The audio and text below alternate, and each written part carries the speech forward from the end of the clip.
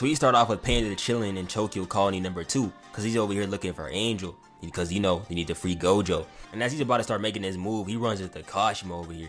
He tries to play it off and be slick, but then Kashimo asks Kagane if he's a player, and that bum snitches, so now the jig is up.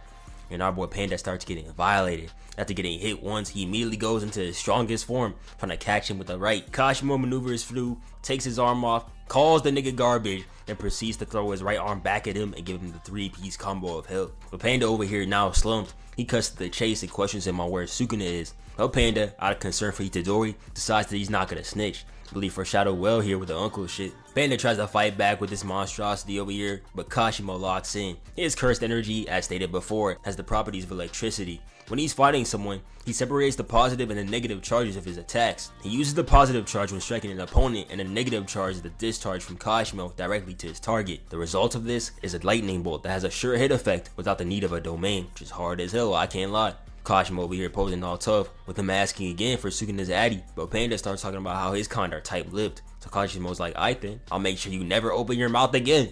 And reading this for the first time almost made me a Kashimo fan. Something was holding me back, and whatever it was, I'm so glad that it did. Anyway, as he's about to finish the job, Kari finally pulls up, and now Kashimo all excited, and Hakari gets down to business right away.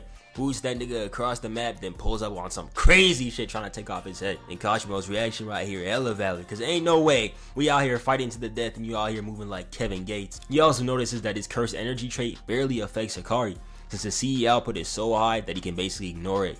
They formally introduce themselves, and they both agree that whoever wins can take each other's points and information. And as Hakari's cursed energy bonus kicks in like a shot of Casamigos, the fight really begins. Kashimo comes in first, giving him a taste of his shoes, then finishing off with a right and a knee to seal the deal. And he's over here like ain't no way he's done already, when that boy Hakari pummels his shit with a right hook.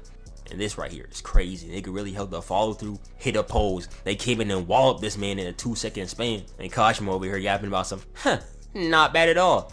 Anime characters really be getting hit with the worst violations and will still try to keep up the nonchalant gimmick. Like, you not slick, pal. We see the blood. Lock in. Kashimo tries to get his lick back, grabbing Hakari's leg and then coming in with the swift elbow. But Hakari counters by trapping Kashimo's arm with the leg that he caught it with, then slams him into the ground. Got the man posing up with something crazy.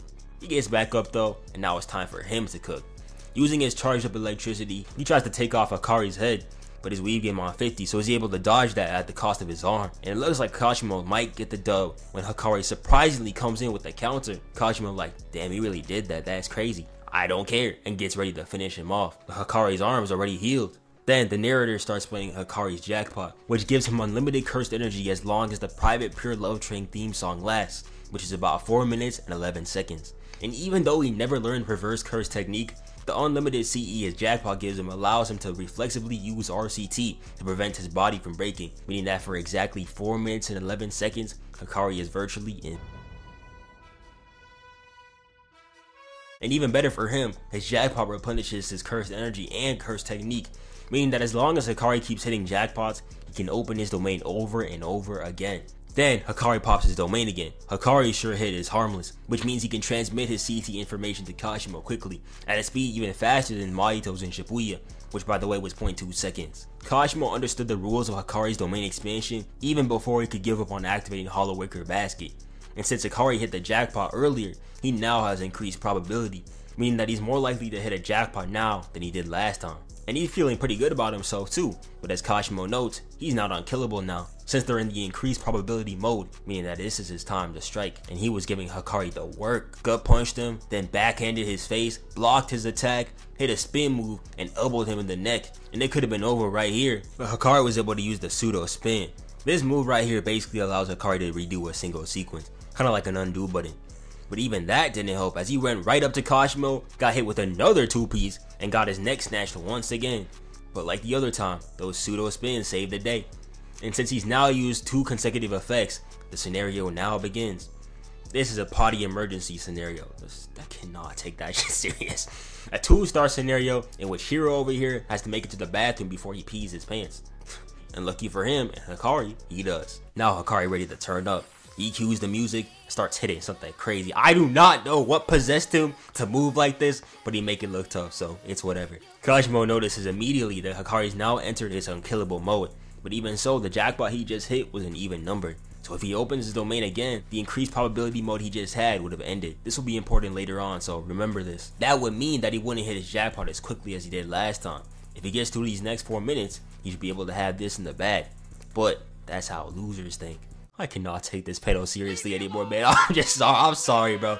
Jujutsu folk niggas have done irreversible damage to Kashimo's rep. But that don't matter, because Kashimo turned up too. He said, "Turn up the music, because this is a funeral for the living." Why did I? And now the fight really begins. And as they start racing each other across the shipyard, HAKARI stops and throws over some cargo at Kashimo. And Kashimo, always up for a challenge, throws that shit back. They were really going back and forth over here like there was in a tennis match.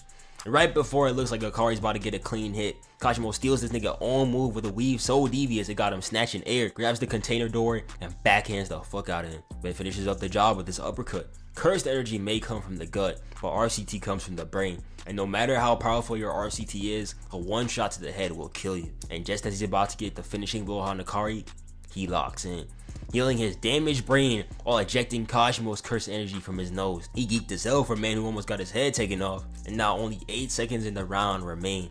HAKARI starts turning up, hits Kashimo with this quick little combo as he notices that he's getting faster. HAKARI assumes that Kashimo can't use that lightning attack right away since there must be some trick to it, and he decides that it's time to end this now. So he comes in with the right hook to the face, makes Kashimo look silly, grabs his arm, flips him over, and elbows him in the gut, trying to get his get back from what happened before. But unbeknownst to HAKARI, Kashimo has been setting him up, using the lightning rod to strike him from afar, going straight through his stomach right when the round ended. And now, it's over. Or that's what Kashimo thought, as HAKARI tries to last ditch domain expansion, since we know he's able to replenish his CT after a jackpot. And right when it seems that it's about to be over, HAKARI hits another jackpot. Now, you're probably wondering, how the hell did he do this?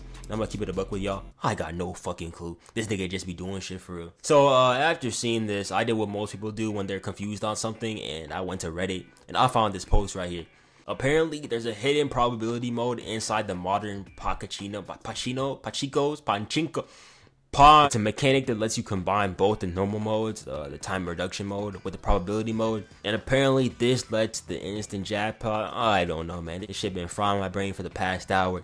If you know what happened here, please feel free to share it in the comments. I would appreciate it. But if you actually want to take away from this, just know that HAKARI is extremely lucky. HAKARI then commends Kashimo. He's never come this close to death so many times in one day. He asks Kashimo if he likes manga. The old ass nigga obviously says no, so he's like, oh well then, watch this. Takes out the barrier and we see HAKARI change the barrier's coordinates over by the sea. A dirty move indeed, since Kashimo's cursed energy is like electricity. If he falls into the water, he's gonna get cooked. He could just shut it off right now until he returned to land, but this body of water houses cursed spirits, so we gotta fight back. As Kashimo tries to dodge HAKARI's attacks, he ends up coming in with a kick that sends him straight into the water. And since he was using cursed energy to minimize the damage, his CE is now slowly spilling out thanks to the water. And this could have been the finishing blow for HAKARI, but Kashimo gets smart. As HAKARI starts to lose his sight and breath, he realizes that what Kashimo is doing right now is performing electrolysis on the seawater to make chlorine gas.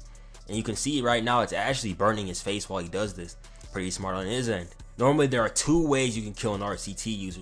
First is by taking out their brain in a single hit, and secondly you can do it by poison.